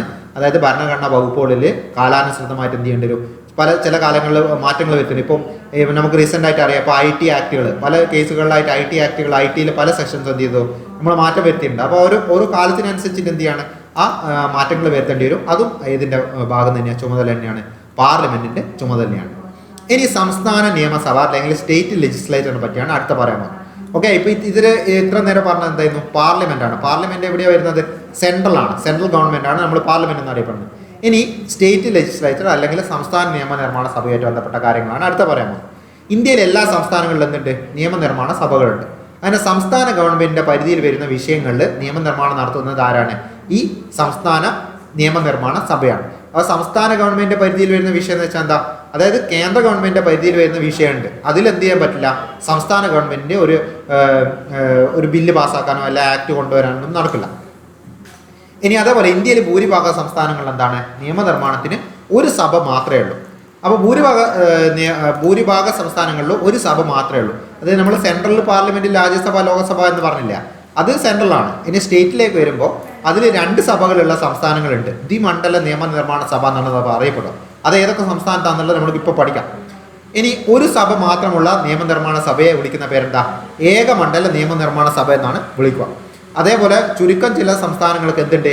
ദ്വിമണ്ഡല നിയമനിർമ്മാണ സഭ ഉണ്ട്. അവ ദ്വിമണ്ഡല നിർമ്മാണ സഭകൾ ഏതൊക്കെയാണെന്നുള്ളതാണ് അടുത്ത് നോക്കുന്നത്. ഇത് ഇമ്പോർട്ടൻ്റ് ആണ്, ഇത് വെരി ഇമ്പോർട്ടൻ്റ് ആണ്. കാരണം ഇത് എന്ത് ചെയ്തിട്ടുണ്ട്, കുറേ പ്രാവശ്യം റിപ്പീറ്റ് ആയി ചോദിച്ചതാണ്. ദ്വിമണ്ഡല നിയമനിർമ്മാണ സഭകളുള്ള സംസ്ഥാനങ്ങളിൽ പെടാത്തതെന്ന രീതിയിൽ എന്ത് ചെയ്യാറുണ്ട്, ചോദിക്കാറുണ്ട്. അതിൽ വരുന്നതാണ് ഇതൊക്കെ. ഒന്ന് ബീഹാർ, ഉത്തർപ്രദേശ്, മഹാരാഷ്ട്ര, കർണാടക, ആന്ധ്രാപ്രദേശ്, തെലുങ്കാന, ജമ്മു കാശ്മീർ. ജമ്മു കാശ്മീർ ഇപ്പോൾ എന്താണ്, ജമ്മു കാശ്മീർ അത് രണ്ടായിട്ട് യൂണിയൻ ടെറിട്ടറി ആയതിനു ശേഷം എന്തല്ല നമുക്ക് അതിൽ ഇപ്പോൾ സഭകളില്ല. അപ്പോൾ അതും കൂടി ഒന്ന് ഓർത്ത് നോക്കുക. അപ്പോൾ ഇതിലിപ്പോൾ ദ്വിമണ്ഡല നിയമനിർമ്മാണ സഭകളുടെ കാര്യങ്ങൾ എന്ത് ചെയ്യണം, ഒന്ന് കറക്റ്റായിട്ട് ഓർത്ത് നോക്കണം. ഇനി അടുത്ത നമുക്ക് രണ്ടാമത്തെ പഠിക്കേണ്ട വിഭാഗമാണ് ഏത്? കാര്യനിർവഹണ വിഭാഗം അല്ലെങ്കിൽ എക്സിക്യൂട്ടീവ് എന്നുള്ള വിഭാഗം. ഇതിൽ എക്സിക്യൂട്ടീവിൻ്റെ ഫംഗ്ഷൻ എന്തൊക്കെയാണ്? നിയമങ്ങൾ നടപ്പിലാക്കുകയും അതേപോലെ ഭരണനിർവഹണം നടത്തുകയും ചെയ്യുന്ന വിഭാഗമാണിത് കാര്യനിർവഹണ വിഭാഗം അല്ലെങ്കിൽ എക്സിക്യൂട്ടീവ് എന്ന് പറയുന്നത്.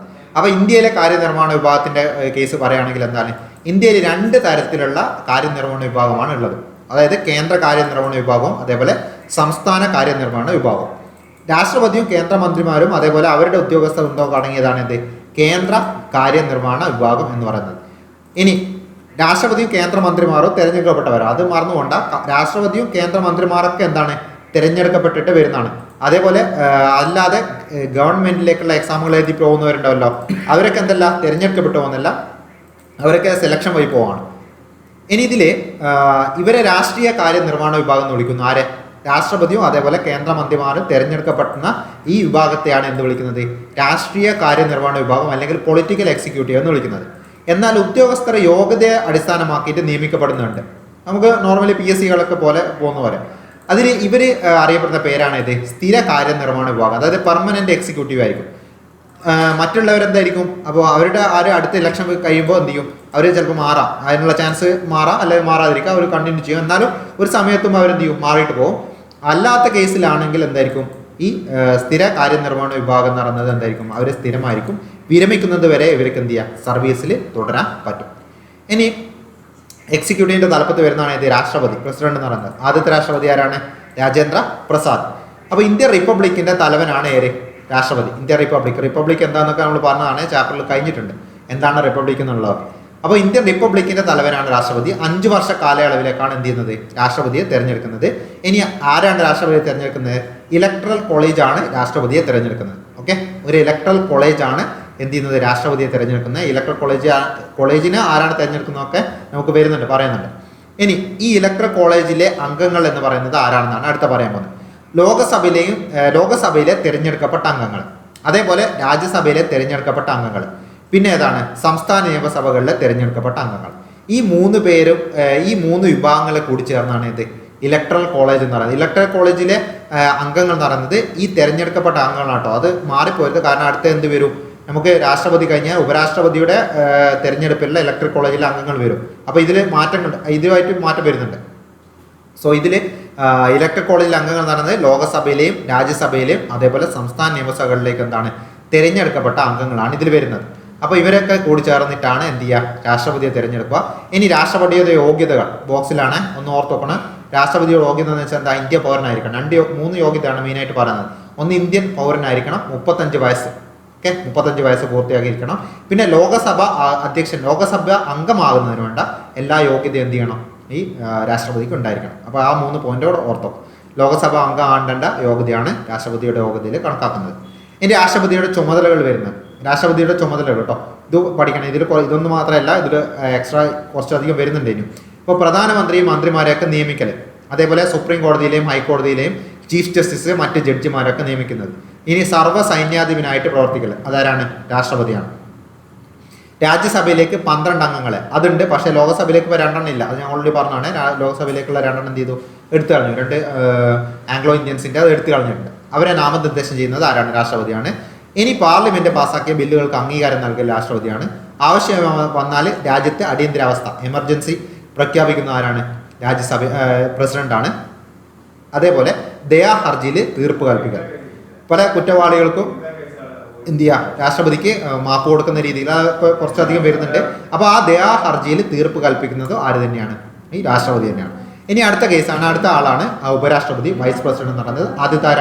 ആദ്യത്തെ ഉപരാഷ്ട്രപതി എസ് രാധാകൃഷ്ണനാണ്. ഇനി ഇന്ത്യയിൽ രാഷ്ട്രപതിയെ കൂടാതെ ഉപരാഷ്ട്രപതിയുണ്ട്. ഉപരാഷ്ട്രപതിയെ തിരഞ്ഞെടുക്കുന്നത് എന്താണ്, ഒരു ഇലക്ട്രൽ കോളേജാണ്. അപ്പോൾ രാജ്യസഭയിലെയും ലോകസഭയിലെയും അംഗങ്ങൾ ഈ ഇലക്ട്രൽ കോളേജിലെ അംഗങ്ങളായിരിക്കും. ഓക്കെ, നേരത്തെ എന്തായിരുന്നു പറഞ്ഞത്, തിരഞ്ഞെടുക്കപ്പെട്ടതായിരുന്നു അല്ലെ, തിരഞ്ഞെടുക്കപ്പെട്ടതിൽ സംസ്ഥാനങ്ങളിലോ വരുന്നുണ്ടായിരുന്നു. പക്ഷേ ഉപരാഷ്ട്രപതിയെ തിരഞ്ഞെടുക്കുന്നത് എന്തില്ല, തിരഞ്ഞെടുക്കപ്പെട്ട എന്നുള്ളൊരു വാക്കില്ലാതെ അതിൽ മുഴുവൻ അംഗങ്ങളാണ്, രാജ്യസഭയിലെയും ലോകസഭയിലെയും മുഴുവൻ അംഗങ്ങൾ ചേർന്നിട്ടാണ് എന്ത് ചെയ്യുന്നത്, ഉപരാഷ്ട്രപതിയെ തിരഞ്ഞെടുക്കുന്നത്. അപ്പോൾ 5 വർഷക്കാലത്തേക്കാണ് ഉപരാഷ്ട്രപതി എന്ത് ചെയ്യുന്നത്, തിരഞ്ഞെടുക്കുന്നത്, ആ രാഷ്ട്രപതി പോലെ തന്നെ. ഇനി ഉപരാഷ്ട്രപതിയുടെ ചുമതലകൾ വരുന്നതാണ്, ഈ ഏറ്റവും ഇമ്പോർട്ടൻ്റ് രീതി തന്നെയാണ് ഈ താഴെ പറഞ്ഞിരിക്കുന്നത്. രാജ്യസഭാ സമ്മേളനത്തിൽ അധ്യക്ഷത വഹിക്കുന്നത് ആരാണ്, വൈസ് പ്രസിഡന്റാണ്, അല്ലെങ്കിൽ ഉപരാഷ്ട്രപതിയാണ്.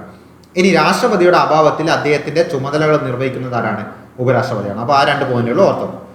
ഇനി അടുത്തത് കേന്ദ്ര മന്ത്രിസഭ അല്ലെങ്കിൽ യൂണിയൻ കൗൺസിൽ ഓഫ് മിനിസ്റ്റേഴ്സ്, കേന്ദ്ര മന്ത്രിസഭയെ പറ്റിയാണ് പറയുന്നത്. അപ്പോൾ പ്രധാനമന്ത്രിയുടെ നേതൃത്വത്തിലാണ് എന്ത് ചെയ്യുന്നത്, കേന്ദ്ര മന്ത്രിസഭ പ്രവർത്തിക്കുന്നത്. ഇപ്പോൾ രാഷ്ട്രപതിയിൽ നിക്ഷിപ്തമായിട്ടുള്ള എല്ലാ ചുമതലകളും യഥാർത്ഥത്തിൽ വിനിയോഗിക്കുന്നത് ഏതാണ്, ഈ മന്ത്രിസഭയാണ് നടപ്പിലാക്കുന്നത്. അപ്പോൾ കേന്ദ്ര മന്ത്രിസഭയുടെ ഒരു സ്ട്രക്ചറാണ് തന്നിരിക്കുന്നത്. അപ്പോൾ പ്രധാനമന്ത്രിയുടെ തൊട്ട് താഴെ വരുന്നതാണ് ഇത് ക്യാബിനറ്റ് മന്ത്രിമാർ, ക്യാബിനറ്റ് മിനിസ്റ്റേഴ്സ്. അതായത് ആ ഒരു വകുപ്പുകളുടെ സ്വതന്ത്ര ചുമതലയുള്ള മന്ത്രിമാരാണ് ഇത് ക്യാബിനറ്റ് മന്ത്രിമാർ എന്ന് പറയുന്നത്. ഇനി ഇവരെ സഹായിക്കാൻ വേണ്ടിയിട്ട് ചിലപ്പോൾ എന്ത് ചെയ്യും, സഹമന്ത്രിമാരുണ്ടാവും. അപ്പോൾ ക്യാബിനറ്റ് മന്ത്രിമാരെ സഹായിക്കാൻ വേണ്ടിയിട്ടാണ് എന്ത് ചെയ്യുന്നത്, സഹമന്ത്രിമാരെ ഉപയോഗപ്പെടുത്തുന്നത്. ഇനി ഉപമന്ത്രിമാരുണ്ടാവും. നോർമലി കുറവാണ്, ഇന്ത്യയിൽ മുന്നേ കാലഘട്ടത്തിൽ ഉണ്ടായിരുന്നുള്ളൂ. ഉപമന്ത്രിമാരുടെ കേസ് എന്താ, വകുപ്പിന്റെ പ്രവർത്തനങ്ങളിൽ മറ്റു മന്ത്രിമാരെ സഹായിക്കലാണ് ഉപമന്ത്രിമാരുടെ ഒരു ചുമതല എന്ന് പറയുന്നത്. അപ്പോൾ ആ ഒരു സ്ട്രക്ചറും കൂടി ജസ്റ്റ് എന്ത് ചെയ്യുക, ഒന്ന് ഓർത്തു പോകുക. കാരണം ക്യാബിനറ്റ് മന്ത്രിയൊക്കെ നമുക്ക് ഇനി വരാനുണ്ട് കുറച്ചുകൂടെ അങ്ങോട്ട് എത്തുമ്പോൾ. ഇനി അടുത്തത് പ്രധാനമന്ത്രിയുടെ ചുമതലകൾ എന്തൊക്കെയാണെന്നുള്ളതാണ്, ഫങ്ഷൻസ് ഓഫ് പ്രൈം മിനിസ്റ്റേഴ്സ്. മെയിനായിട്ട് ഇതിൽ പറഞ്ഞിരിക്കുന്നതന്നെ ഇപ്പോൾ പഠിക്കുക. ഒന്നാമത്തത് ലോകസഭയുടെ നേതാവാണ് ഇത് പ്രൈം മിനിസ്റ്റർ അല്ലെ പ്രധാനമന്ത്രി എന്ന് പറയുന്നത്. അടുത്തെന്താണ്, ക്യാബിനറ്റ് മീറ്റിങ്ങുകളിൽ അധ്യക്ഷത വഹിക്കുക. ക്യാബിനറ്റ് മന്ത്രിമാരുടെ മീറ്റിങ്ങുകളിൽ അധ്യക്ഷത വഹിക്കുന്നത് പ്രധാനമന്ത്രിയാണ്. ഇനി മന്ത്രിസഭയുടെ പ്രവർത്തനം ഏകോപിപ്പിക്കുക. അതേപോലെ മന്ത്രിസഭയുടെ തീരുമാനങ്ങൾ രാഷ്ട്രപതിയെ അറിയിക്കുക. അതായത് മന്ത്രിസഭയിലെ ഏറ്റവും ഉയർന്ന ഹയസ്റ്റ് പൊസിഷൻ എന്ന് പറയുന്നത് ആര് തന്നെയായിരിക്കും, പ്രധാനമന്ത്രി തന്നെയായിരിക്കും. അവയെ പ്രവർത്തനങ്ങൾ ഏകോപിപ്പിക്കുന്നതിനും തീരുമാനങ്ങളൊക്കെ എടുത്തിട്ട് അത് രാഷ്ട്രപതി അറിയിക്കുന്നതൊക്കെ എന്താണ്, ഈ പ്രധാനമന്ത്രിയാണ്. ഇനി അടുത്ത സ്റ്റേറ്റ് എക്സിക്യൂട്ടീവാണ് സംസ്ഥാന കാര്യനിർവഹണ വിഭാഗം. സംസ്ഥാന കാര്യനിർവഹണ വിഭാഗം എന്താണ്, സെൻട്രലിന്റെ നേരെ അതേപോലെ തന്നെ വരുന്നതാണ്. സംസ്ഥാന കാര്യനിർവഹണ വിഭാഗത്തിന്റെ തലവൻ നടന്ന ആരായിരിക്കും, അപ്പോൾ ഗവർണറാണ്. സെൻട്രൽ ആകുമ്പോൾ എന്തായിരുന്നു, അത് പ്രസിഡന്റ് ആയിരുന്നു. ഇനി മുഖ്യമന്ത്രി തലവനായിട്ടുള്ള മന്ത്രിസഭ സംസ്ഥാനങ്ങളിൽ എന്തുണ്ട്, യഥാർത്ഥ കാര്യനിർവഹണ വിഭാഗമായിട്ട് പ്രവർത്തിക്കുന്നുണ്ട്. ഇനി അടുത്ത മൂന്നാമത്തെ വിഭാഗമാണ് ഏത്, നീതിന്യായ വിഭാഗം അല്ലെങ്കിൽ ജുഡീഷ്യറി എന്ന് പറയുന്നത്. ഓക്കെ, നീതിന്യായ വിഭാഗം അല്ലെങ്കിൽ ജുഡീഷ്യറി. ഇനി ഇന്ത്യയിലെ ഈ ഒരു ബോക്സ് നമുക്ക് ഇത് ജസ്റ്റ് പറഞ്ഞു കഴിഞ്ഞ ശേഷം അതിനുശേഷം ഇതെന്ത് ചെയ്യാം, ഡിസ്കസ് ചെയ്യാം. അപ്പോൾ കുറേ കൂടി വ്യക്തമാവും. ഇന്ത്യയിലെ നീതിന്യായ വിഭാഗം അല്ലെങ്കിൽ ജുഡീഷ്യറി എന്ന് പറയുന്നത് അതിൻ്റെ ഏറ്റവും ഹയസ്റ്റ് പോസ്റ്റിൽ വരുന്നത്, ഏറ്റവും ഹയസ്റ്റ് കോർട്ട് എന്ന് പറയുന്നത് ഏതാണ്, രാജ്യത്തെ പരമോന്നത കോടതിയാണ് ഏത്, സുപ്രീം കോടതി അല്ലെങ്കിൽ സുപ്രീം കോർട്ട്. ചീഫ് ജസ്റ്റിസും മറ്റ് ജഡ്ജിമാരും അടങ്ങുന്നതാണ് ഇത് സുപ്രീം കോടതി. നിലവിൽ ചീഫ് ജസ്റ്റിസും 30 ജഡ്ജിമാരും അല്ല, നിലവിൽ 34 പേരാണ് കേട്ടോ. മാക്സിമം സ്ട്രെങ്ത് മാറ്റണേ, അത് എന്ത് ചെയ്തിട്ടുണ്ട്, അത് കാലക്രമേണ ചില സമയത്തൊക്കെ മാറും. 34 ഇപ്പോൾ ഉള്ളത് മാക്സിമം സ്ട്രെങ്ത് എന്ന് പറയുന്നത്. ഇനി ആദ്യത്തെ ചീഫ് ജസ്റ്റിസ് ഓർത്തോക്കണം, എച്ച് ജെ കനിയാണ് ഫസ്റ്റത്തെ ചീഫ് ജസ്റ്റിസ് എന്ന് പറയുന്നത്. ഇനി സുപ്രീം കോടതിയാണ് ഹയസ്റ്റ് കോടതി എന്ന് പറഞ്ഞു. ആ സുപ്രീം കോടതി പരിഗണിക്കുന്ന കേസുകളെ പറ്റിയാണ് അടുത്ത് പറയുന്നത്. ഒന്നാമത് മൗലിക അവകാശങ്ങളുമായിട്ട് ലംഘനവുമായിട്ട് ബന്ധപ്പെട്ട കേസുകൾ പരിഗണിക്കുന്നത് ആരാണ്? സുപ്രീം കോടതിയാണ്. ഫണ്ടമെന്റൽ റൈറ്റുമായിട്ട് ബന്ധപ്പെട്ട ലംഘനവുമായിട്ട് ബന്ധപ്പെട്ട കേസുകൾ. പിന്നെ ഉള്ളത് കേന്ദ്ര ഗവൺമെന്റ് അതേപോലെ സംസ്ഥാന ഗവൺമെന്റ് തമ്മിലുള്ള തർക്കങ്ങൾ, അതൊക്കെ സുപ്രീം കോടതിയിലേക്ക് പോകും. ഇനി സംസ്ഥാന ഗവൺമെന്റുകൾ, രണ്ട് ഗവൺമെന്റുകൾ തമ്മിൽ ഉണ്ടാകുന്ന, ഇപ്പോൾ രണ്ട് സംസ്ഥാനങ്ങൾ തമ്മിൽ ഉണ്ടാകുന്ന തർക്കങ്ങൾ, ഇപ്പോൾ പ്രത്യേകിച്ച് നദീതല തർക്കങ്ങൾ അങ്ങനെയൊക്കെ ഉണ്ടാകുന്നത് എന്തായിരിക്കും? സുപ്രീം കോടതിയിലേക്ക് പോകും. ഇനി അടുത്തത് ഭരണഘടനാ വകുപ്പുകളുടെ വ്യാഖ്യാനം ആവശ്യമായിട്ടുള്ള കേസുകൾ. അതായത് ചില ആക്ടുകൾ നിലവിൽ വന്നതിന് ശേഷം അത് ഭരണഘടനയ്ക്ക് യോജിച്ചതാണോ എന്നുള്ളത് എന്ത് ചെയ്യേണ്ടി വരും? അത് ചെക്ക് ചെയ്യേണ്ടി വരും. അങ്ങനെയുള്ള കേസുകൾ, അത് കേസായി കഴിഞ്ഞാൽ അത് പരിഗണിക്കുന്നത് ഏത് തന്നെയാണ്? ഈ സുപ്രീം കോർട്ടാണ്. അതേപോലെ സംസ്ഥാന ഹൈക്കോടതികളിൽ നിന്നുള്ള അപ്പീൽ കേസുകൾ, ഇപ്പോൾ സംസ്ഥാന ഹൈക്കോടതികൾ വിധിച്ച കേസുകൾ എന്ത് ചെയ്യും? അപ്പീൽ വഴി സുപ്രീം കോടതിയിലേക്ക് എത്തും. അപ്പോൾ സുപ്രീം കോടതി എന്ത് ചെയ്യും? അതിൽ ലാസ്റ്റ് തീർപ്പാക്കുന്നത് സുപ്രീം കോടതിയാണ്. ഇനി അടുത്തത് ഹൈക്കോടതി. അപ്പോൾ സുപ്രീം കോടതിയുടെ തൊട്ട് താഴെ സംസ്ഥാനങ്ങളിൽ വരുന്ന കോടതിയാണ് ഏത്? ഹൈക്കോടതി. അപ്പോൾ സംസ്ഥാനങ്ങളിലെ ഏറ്റവും ഉയർന്ന കോടതി എന്നറിയപ്പെടുന്ന ഏതാണ്? ഹൈക്കോടതിയാണ്. രാഷ്ട്രപതി നിയമിക്കുന്ന ചീഫ് ജസ്റ്റിസും മറ്റ് ജഡ്ജിമാരും ഹൈക്കോടതിയിൽ ഉണ്ടായിരിക്കും. ഇനി ജില്ലാ കോടതികളുടെയും കീഴ്ക്കോടതികളുടെയും മേൽനോട്ട് ആർക്കാണ്? ഹൈക്കോടതിക്കാണ്. അപ്പോൾ ഹൈക്കോടതിയുടെ കീഴിൽ വരുന്ന കോടതികളാണ് ഇതൊക്കെ ജില്ലാ കോടതികളും അതേപോലെ അതിൻ്റെ താഴെയുള്ള കീഴ്ക്കോടതികളും. ഇനി ഹൈക്കോടതിയുടെ അധികാരങ്ങളെ പറ്റി പറയുകയാണെങ്കിൽ മൗലികാവകാശങ്ങളുടെ ലംഘനവുമായിട്ട് ബന്ധപ്പെട്ട കേസുകളിൽ ഉത്തരവുകൾ പുറപ്പെടുവിക്കുന്ന എന്താണ്? ഹൈക്കോടതിയുടെ അധികാരമാണ്. ഇനി സിവിലും ക്രിമിനലുമായ കേസുകളിൽ കീഴ്ക്കോടതികളിൽ നിന്നുള്ള അപ്പീൽ, അതായത് ജില്ലാ കോടതിയിൽ നിന്നുള്ള അപ്പീലുകളൊക്കെ അങ്ങോട്ടേക്കാണ് പോവുക? ഹൈക്കോടതിയിലേക്കാണ് പോവുക. അതേപോലെ സംസ്ഥാന നിയമസഭ പാസ്സാക്കുന്ന നിയമങ്ങൾ വ്യാഖ്യാനിക്കൽ. അപ്പോൾ സംസ്ഥാന നിയമസഭയുടെ നിയമങ്ങൾ വ്യാഖ്യാനിക്കൽ ഹൈക്കോടതിയുടേതാണ്. പാർലമെന്റിൻ്റെതായിരുന്നു നമ്മുടെ സുപ്രീം കോർട്ടാണെന്ന് പറഞ്ഞു. ഇനി അടുത്തത് ഹൈക്കോടതിയുടെ താഴെ വരുന്ന കോടതികളാണ് ഇതൊക്കെ കീഴ്ക്കോടതികൾ. അപ്പോൾ ജില്ലാ കോടതികൾ അതേപോലെ സബ് കോടതികൾ, മുനിസിപ്പൽ കോടതികൾ, മജിസ്ട്രേറ്റ് കോടതികൾ എന്നിവ ഉൾക്കൊള്ളുന്നതാണ് ഇത് കീഴ്ക്കോടതികൾ എന്ന് പറയുന്നത്. അപ്പോൾ കീഴ്ക്കോടതികൾ ഓർത്തുകയാണ്. ഇതൊക്കെ എന്താണ് നമുക്കറിയാം. അത് ജസ്റ്റ് എന്ത് ചെയ്താൽ മതി? സുപ്രീം കോർട്ടും അതേപോലെ ഹൈക്കോർട്ടും കഴിഞ്ഞിട്ട് ബാക്കി വരുന്ന കോടതികളൊക്കെ എന്താണ്? കീഴ്ക്കോടതികളാണ്. ഇനി സിവിൽ കേസുകളിലും ക്രിമിനൽ കേസുകളിലും തീർപ്പ് കൽപ്പിക്കാനുള്ള അധികാരം ആർക്കാണ്? കീഴ്ക്കോടതികൾക്കാണ് ഉള്ളത്. കീഴ്ക്കോടതിക്കാണ് അതിൻ്റെ അധികാരം വരുന്നത്. ഇനിയാണ് നമ്മൾ നേരത്തെ പറഞ്ഞില്ല, അവിടെ ഉള്ള ഒരു ഡയഗ്രാം ഉണ്ട്, അതിനി ഒന്ന് നോക്കാം. അപ്പോൾ രാജ്യത്തെ പരമോന്നത കോടതി എന്ന് പറയുന്നത് ഇന്ത്യ മുഴുവൻ അധികാര പരിധിയുള്ള കോടതിയാണ് ഇത് സുപ്രീം കോടതി. ഇനി അടുത്ത തൊട്ട് താഴെ വരുന്നതാണ് ഇത് ഹൈക്കോടതി, അതായത് സംസ്ഥാനങ്ങളിൽ ഉണ്ടാകുന്ന കേസുകൾ പരിശോധിക്കാം. ഇനി അതിന് താഴെ വരുന്നതാണ് ഇത് ജില്ലാ കോടതികൾ, ജില്ലകളിൽ ഉണ്ടാകുന്ന കേസുകൾ പരിഗണിക്കാം. പിന്നെ ഉള്ളതാണ് സബ് കോടതികളും അതേപോലെ മുനിസിപ്പൽ കോടതികൾ, മജിസ്ട്രേറ്റ് കോടതികൾ. ഇതെന്താണ്? താലൂക്ക് തലത്തിലുള്ള കേസുകൾ പരിശോധിക്കുന്നതാണ് ഏതൊക്കെ? ഈ സബ് കോടതികൾ, മുനിസിപ്പൽ കോടതികൾ അതേപോലെ മജിസ്ട്രേറ്റ് കോടതികളൊക്കെ വരുന്നത്. അപ്പോൾ അതാണ് ആ ഒരു സ്ട്രക്ചർ എന്ന് പറയുന്നത്. ആ സ്ട്രക്ചർ ഓർത്ത് നോക്കണം. ഇതിൽ ഒരു പോയിന്റ് കൊണ്ട് ഒരു ബോക്സ് കൊണ്ട് നമുക്ക് പഠിക്കാനുണ്ട്. ഒന്ന് ലോക അദാലത്ത് എന്താണ്? ലോക അദാലത്ത്. അത് ലോക അദാലത്ത് എന്ന് വെച്ചാൽ കോടതികളിലേക്ക് എത്താതെ തന്നെ എന്താണ് കേസുകൾ പലപ്പോഴും തീർക്കേണ്ടി വരും. അത്രയും പെട്ടെന്ന് എളുപ്പത്തിൽ തീർക്കാൻ വേണ്ടിയിട്ടുണ്ടാകുന്ന ഒരു സെറ്റപ്പാണ് ഇത് ലോക അദാലത്ത്. അതായത് സാധാരണക്കാർക്കും പാവപ്പെട്ടവർക്കും അധികം പണച്ചിലവില്ലാതെ തന്നെ നീതി ലഭ്യമാക്കുന്നതിന് വേണ്ടിയിട്ട് ഗവൺമെൻറ് സ്വീകരിച്ചിട്ടുള്ള ഒരു നടപടിയാണ് ഇത് ഈ ലോക അദാലത്ത്. അപ്പോൾ അവയിൽ പ്രധാനപ്പെട്ടതാണ് ലോക അദാലത്ത്. കുറേ പരിപാടികളുണ്ട്. അതിലൊന്നാണ് ഇത് ലോക അദാലത്ത് എന്നുള്ളത്. ലോക അദാലത്ത് എന്ന് വെച്ചാൽ ജനങ്ങളുടെ കോടതി എന്നാണ് അർത്ഥം. അത് ഓർത്തോക്കണേ. ലോക അദാലത്ത് എന്നുള്ളതിൻ്റെ മീനിങ് ജനങ്ങളുടെ കോടതി എന്നാണ്.